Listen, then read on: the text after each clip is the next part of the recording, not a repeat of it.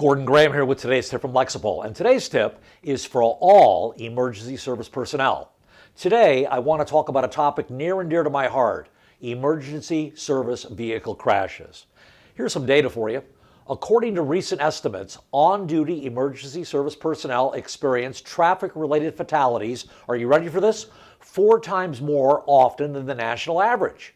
That is a sobering statistic. A recent study identified risk factors involved in emergency vehicle crashes and put them into 4 major groups: driver-related, task-related, vehicle-related, and environment-related. Each of these groups includes individual risk factors. What are some of the risk factors that contribute to crashes? Now, when we look at statistics for the driving public as a whole, age and gender stand out. You know that. The insurance companies know that. Young male drivers have a much higher rate of crashes than other groups. But when it comes to crashes involving emergency responders, those trends disappear. They don't hold up. Instead, 2 things stand out as predictors of an emergency vehicle being involved in a crash. These 2 factors are, number 1, aggressive driving behavior, and number 2, having been involved in a previous crash. In some departments, a very small number of law enforcement officers, firefighters, or EMS members are responsible for a very high percentage of the crashes.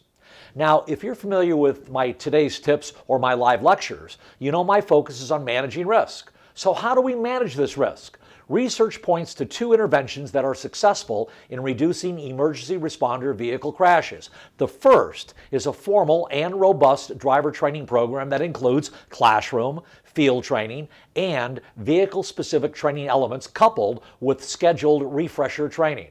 The second is a systematic process of assessing what causes crashes in your agency and then designing policies and procedures, I love to call them control measures, to address those risks.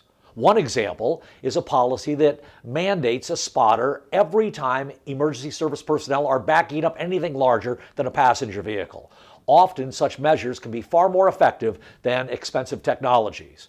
We will never be able to prevent all crashes involving emergency vehicles. There are too many factors out of our control: other bad drivers, driver experience, driver distraction, weather, the type of lighting in our vehicles, but we can reduce the risk by employing solid principles of risk assessment and training. And these are not one-and-done activities, but must be a continuous process. And that is today's tip from Lexipol. Gordon Graham signing off.